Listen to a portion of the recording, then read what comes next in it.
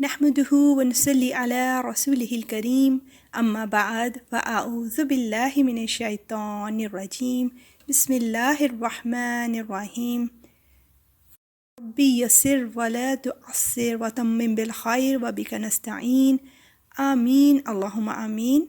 السلام علیکم every one, امید ہے کہ آپ سب اللہ کے فضل و کرم سے خیریت سے ہوں گے۔ تو آج کا کویسچن ہے، کیا اللہ کی طرف سے مدد براہ راست بھی آ سکتی ہے؟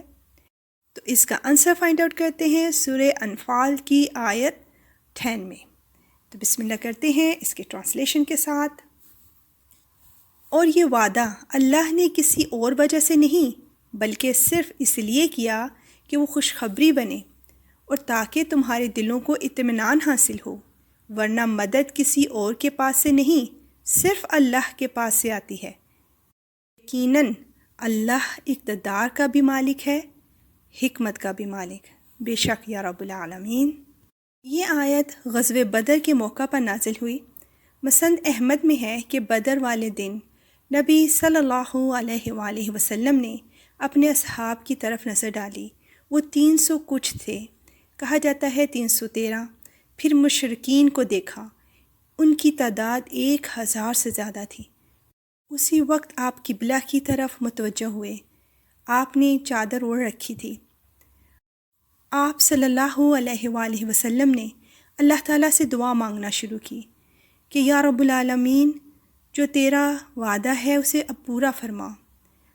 یا اللہ، جو وعدہ تو نے مجھ سے کیا ہے وہی کر۔ اے اللہ، اہل اسلام کی یہ تھوڑی سی جماعت اگر ہلاک ہو جائے گی تو پھر کبھی بھی تیری توحید کے ساتھ زمین پر عبادت نہ ہوگی۔ یوں ہی آپ دعا و فریاد میں لگے رہے یہاں تک کہ چادر مبارک کندھوں پر سے اتر گئی۔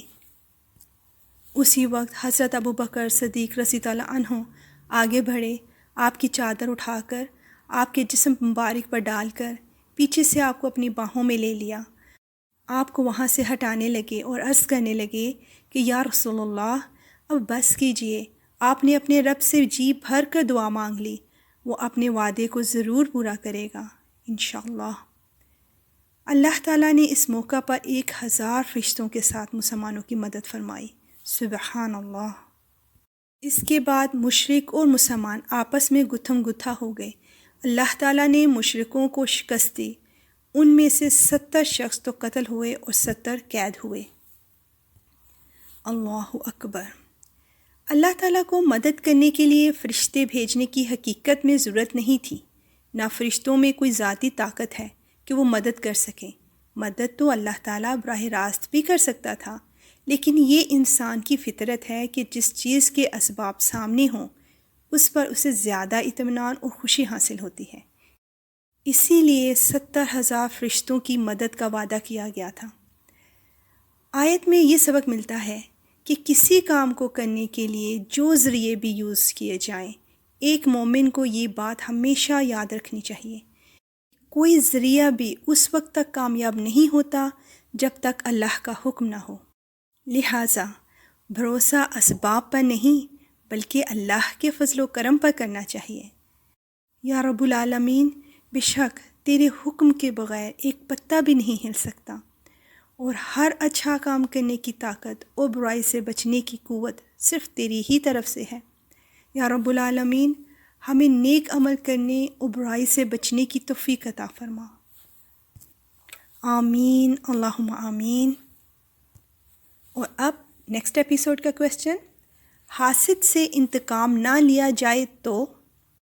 انشاءاللہ ملتے ہیں اس کے آنسر کے ساتھ، اور آپ اللہ کا یہ پیغام جلدی جلدی آگے سینڈ کرتے جائیے اور صدقہ جاریہ میں اپنا نام لکھواتے جائیے۔ اب اجازت، وآخر دعوانا ان الحمد للہ رب العالمین، سبحانک اللہم وبحمدک، اشہد ان لا الہ الا انت، استغفرک واتوب الیک۔ السلام علیکم ورحمۃ اللہ وبرکاتہ۔